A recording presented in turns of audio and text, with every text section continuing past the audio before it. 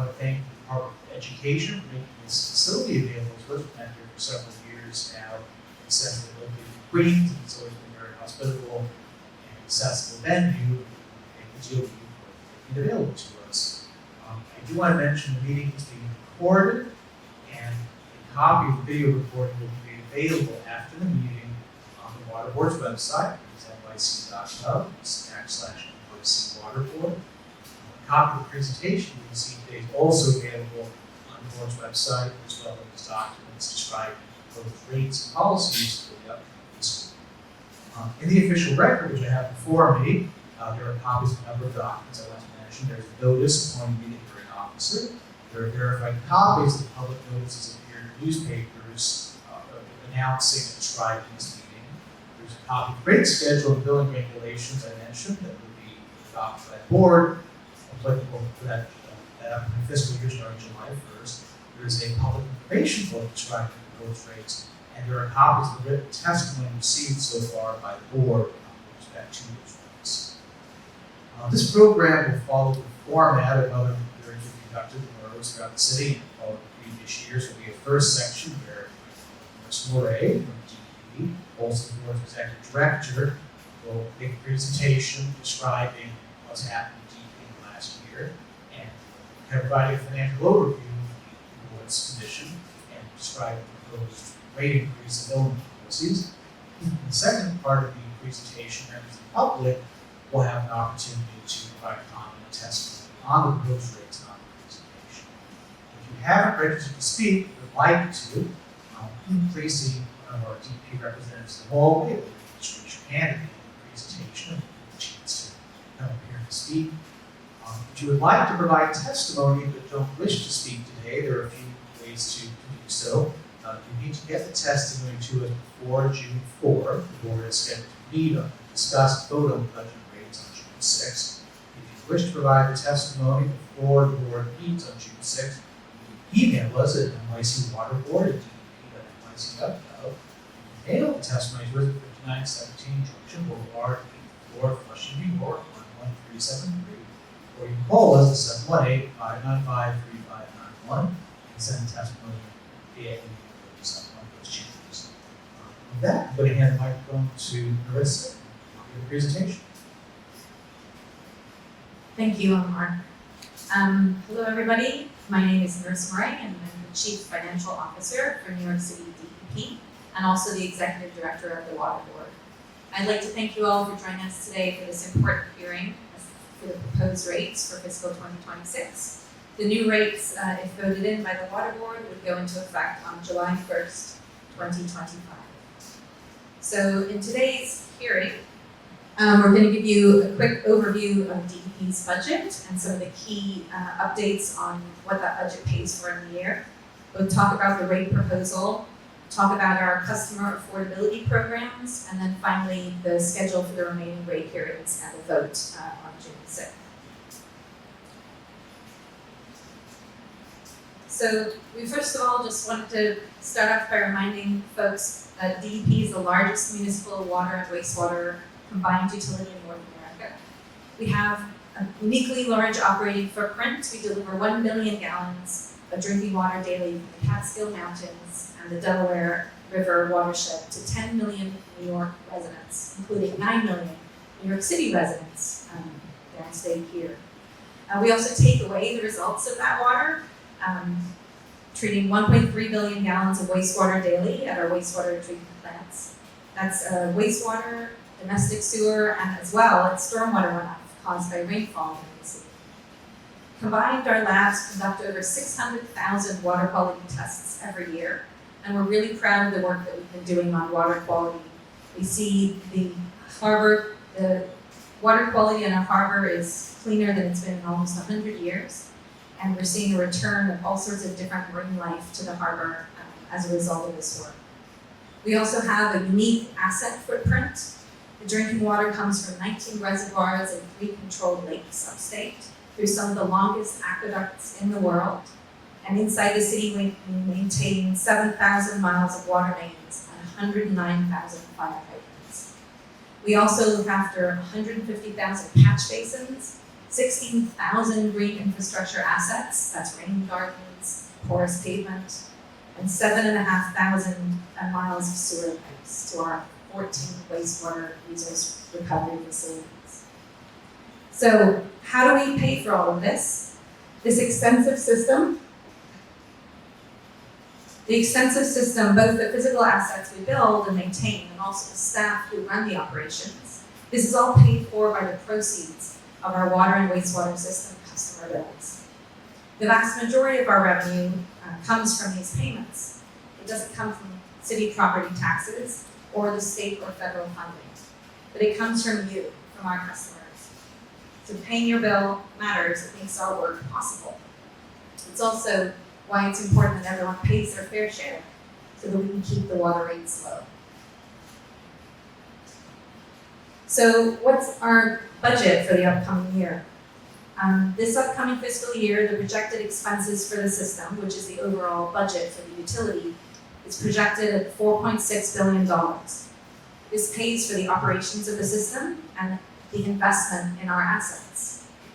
DP is the system operator, and the DEP operations and maintenance of the system is the largest component of our budget. You can see over $2 billion for this upcoming year. The second major component is our capital investments. The investments to build and execute large-scale upgrade of our infrastructure is paid for through municipal bonds. So each year we pay the capital debt on those bonds for existing projects. You can see this year it's $1.9 billion estimated. And we also pay for some of our construction through cash financing, cash payments, to reduce our future debt. This year, that's estimated at $225 million. A small amount of the budget funds the cost of the water board. The water board is the entity that leases the system, that sets the water rates, and also collects all the water revenues. Also, the water authority, which is our legal entity that conducts our municipal bonding. Finally, we also have a component of the budget, which is a rental payment to the city of New York, this year at $304 million. This is akin to a payment in lieu of property taxes or a similar type of expense that most municipal utilities pay to their local government. So before we talk a little bit more about what this budget will pay for, we wanted to talk first about revenue. To pay for the budget, it's critical that we have strong revenue collections. This helps to offset the system's costs and, very importantly, to keep the water rates low. So we're really happy to report that fiscal year 2025 has been one of the system's strongest financial years ever, helped by the strength of the city's economy, by a wide range of collections efforts by the DEP customer service team, and also the city's tax lien program that was reauthorized by City Council. So highlights of our collections include our work to bring customers with outstanding debt into payment agreements. As of the end of last month in April, nearly 25% of customer accounts with outstanding debt are now in payment agreements. And this is up from just 9% just 2.5 years ago in 2022. This represents over $250 million of debt, which is secured in payment agreements. Another major area of our operation, of our endeavors, has been our water shut-off program. That's executed in 2024, but also in 2025. That's brought in over $18 million of payments, as well as $21 million in customer payment agreements. And finally, as I mentioned, the lien sale was reauthorized by City Council. This has helped us collect over $180 million worth of revenue and also secure another $130 million in payment agreements as of last week. So this revenue strength allowed us to bring this year's rate down lower than it was originally forecast. The additional revenue also supports our investments in the system, and it's also retained within the system to help pay off future costs and future debt. So a little bit more in terms of what the budget helps to pay for. The first I mentioned our operations and maintenance budget. This is funding the cost of staff and also the operations of our many facilities around the system. So some examples of new and expanded operations and maintenance core and strategic investments coming up in fiscal 2026 include these types of items. First, cybersecurity. The utility industry is facing a growing need to invest in cybersecurity. We have an unprecedented level of warning coming out from the highest levels of government, including the White House, around the increased danger of attacks to U.S. utilities. And so we are constantly investing in preventative measures in this area. We also continue to invest in information technology systems to help us with the efficiency of the system. Whether it's upgrading our customer permit application portal, or installing new sensors on equipment or inside our sewer pipes to understand how our system is performing, we're constantly looking for ways to make operations more efficient through our investments. We invest in land management upstate in the watershed to protect the quality of our drinking water and also reduce our treatment costs in city. And we're also continuously executing maintenance at our many facilities, both drinking water and wastewater treatment. This includes ongoing management and contracting costs for work involving completion of the Rondout West Branch aqueduct repairs just north of the city. And it also has to be mentioned that the operations and maintenance budget, we've seen really significant inflation pressure post-COVID. So those inflation costs across all of the system costs are reflected in these operating budgets. The other major component of our budget that I mentioned was the capital investment. And just to highlight some of our investment in this system. We're proud to say that this year, the $33.3 billion capital plan represents the highest level of investment in the system in the history of the system. We've refreshed our 10-year capital plan. As you can see here, it represents investments in all areas of the system. So over $9 billion in water supply and distribution, almost $9 million in sewer, and then almost $14 million in water pollution control. Included in the $33 billion budget is a new investment of $3.8 billion, just reflected in the executive plan and executive budget released by the City of New York. That includes money to upgrade wastewater treatment plants for state of good repair, for federally and state mandated water quality projects, for flood control projects such as pump station upgrades, cloudburst projects, and also infrastructure upgrades to support rezoning initiatives in the city to help support the development of new housing here in New York. So we wanted to highlight a few of the exciting projects that are taking place in this capital plan. So first are a few of our drinking water investments. These are projects that we see the benefits for all citizens here in New York. The first is a $1.8 billion project to upgrade the infrastructure at Hillview Reservoir. This is the largest reservoir in a system that collects the water from all areas of the system and then distributes on throughout the city. And we have a major improvement project there to the reservoir, to its equipment, to the water treatment systems, and also protection of the reservoir. We also have a major resiliency project underway to connect our Kensico Reservoir to our ultraviolet treatment plant. And finally, we have the completion of Water Tunnel 3 underway. This has been a long-term expansion to the conveyance of water from the final reservoirs through to Brooklyn and here to Queens. Here in Queens, we have a number of large-scale investments underway. The first is $230 million worth of pump station upgrades. Pump stations help to move wastewater through the system to the treatment plants. They're not very visible projects, but they're critical to the good operations of the system. We have 3 other projects to upgrade sewers and water mains in 3 different neighborhoods, College Point, Maspeth, and Rosedale. These are projects that help to protect water quality through preventing combined sewer overflows into the riverways. There are also projects that help with the drainage and flood reduction in the neighborhoods in Queens. In particular, I could highlight the Rosedale project. This is work of a part of a larger $2.6 billion investment in the neighborhood here a three-part project, of which this is the final project finishing up by the end of 2026.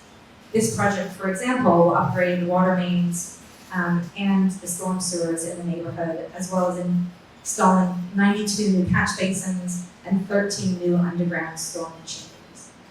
Finally, we also have a over $5 million investment in the Flushing Hospital here, which also includes upgrades to the parking lot and the construction of new drainage to retain almost 400,000 gallons of stormwater in that parking lot each year.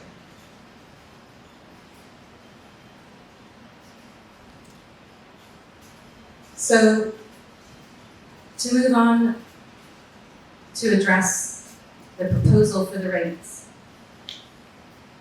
So, DEP this year is recommending a 3.7% rate increase for fiscal year 2026. As noted here, this is the lowest rate increase in 4 years. And as I mentioned before, one of the main reasons we've been able to keep the rates lower is because of the strong revenue collections. Originally this year, rate forecast was forecast to be similar to 2025 rate increase of 8.5%. But these strong revenue collections have allowed us to bring the rate down to the 3.7 that we're proposing today. As of last week, in fact, we were ahead of our projected rate revenue collections by over $330 million, or almost 9% higher than our plan. The rate is the lowest, as I noted, since 2022, and our 10-year average increase remains below 3%, despite this period being a period of quite significant inflation here in the city. And the rate is also comparable or lower than those proposed by other utilities around the city, and also lower than rate increases we see in other parts of the country. So what does this mean for actual customer bills? As we note here, a typical single-family homeowner will see an increase from about $1,181 a year to $1,224 a year for the water and sewer bills. So that's an increase of about $3.60 per month. A typical multifamily unit with meter billing will see an increase from $877 per year per unit to $909 per year per unit. So that's about $2.67 per month. Customers on the multifamily flat rate plan will see a similar monthly increase. And there's no change, specifically no increase proposed for the minimum charge for low water use properties. So that will remain at $463 per year.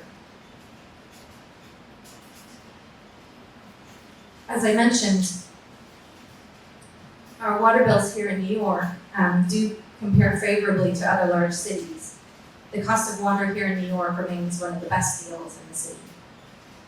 We consistently see the bills for customers lower than the 30 peer cities that we compare ourselves to. You can see here that New York cities remain approximately 19 to 20% lower than those other cities. And we've seen the rate increases for those cities on average increasing 5 to 6% this year versus our rates proposed at about 3.7%.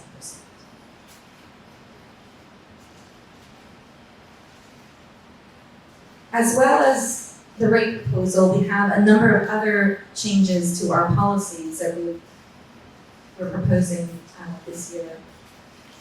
And these are included, the details of these are included in the documents that Omar was referencing that are also available on the website if you'd like to see in more detail. We're really pleased to bring these and propose these because they're a series of improvements that we hope will be really welcomed by our customers. And I want to say thank you to our Deputy Commissioner of the Bureau of Customer Service, Albert Kramer, who's here in the audience tonight and can answer any questions in detail if you'd like to connect with him. But these changes include a series of updates intended to save customers money or to make our programs more accessible or more flexible for customers. So for example, we're increasing the reimbursement fee for customers who install meters by themselves. The rates that we reimburse have not been updated since 2010, And so we have a proposed 55% increase to the amount of reimbursement that we provide for customers who are doing these replacements by themselves. We're also improving our warning and cure periods for customers who are pending penalty charges. So we're providing customers longer warning times and more time to correct issues before we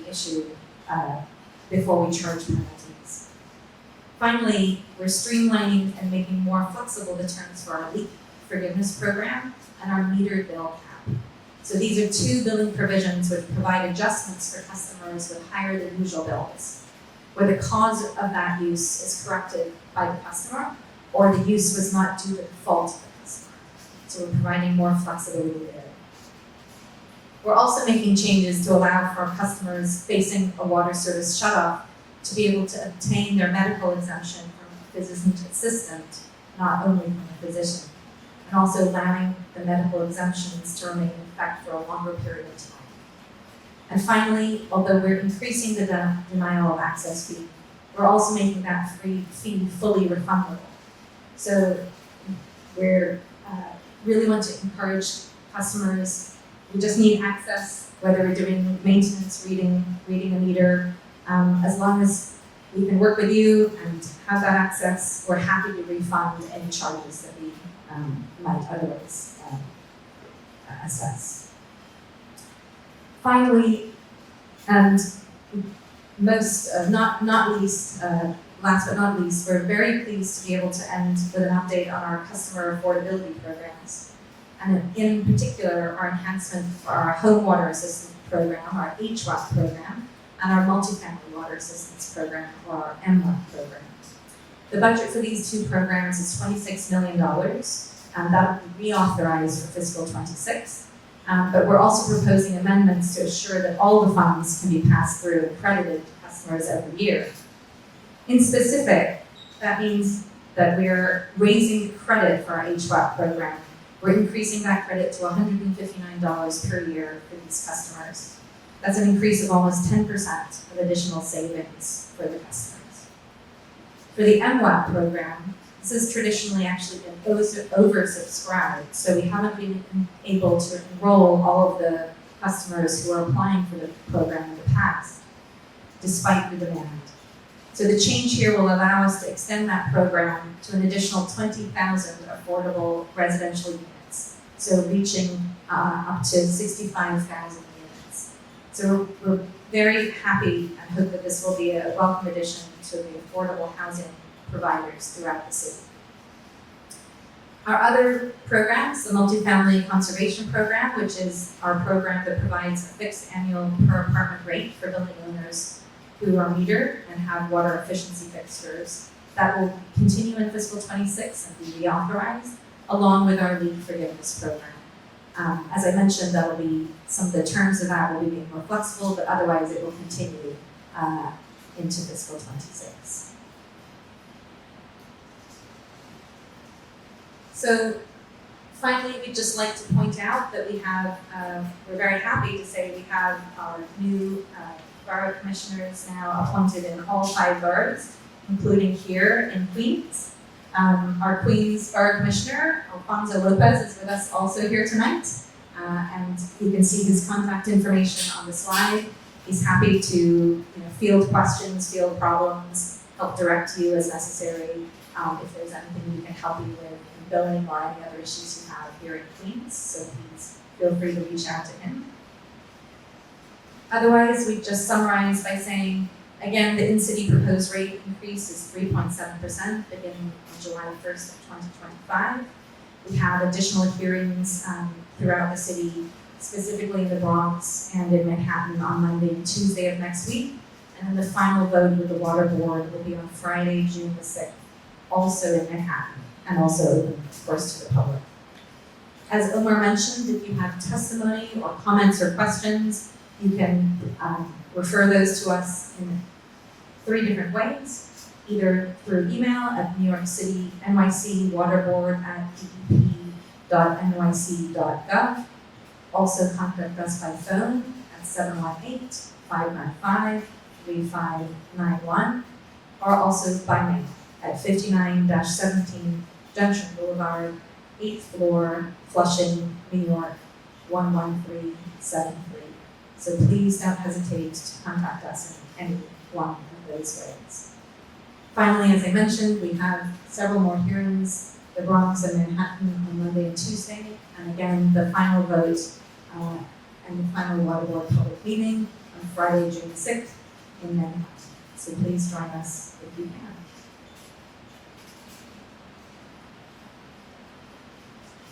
Thank you, Marissa. Let me ask, are there any members of the public here who'd like to speak, to present testimony or comment on the presentation or the proposed rate change? Not seeing any hands. So hearing none, that concludes our public hearing for today. As Marissa mentioned, we have 2 more of these next week, and then June 6th, the board reconvenes to vote on the budget. So that concludes this evening's hearing. Thank you.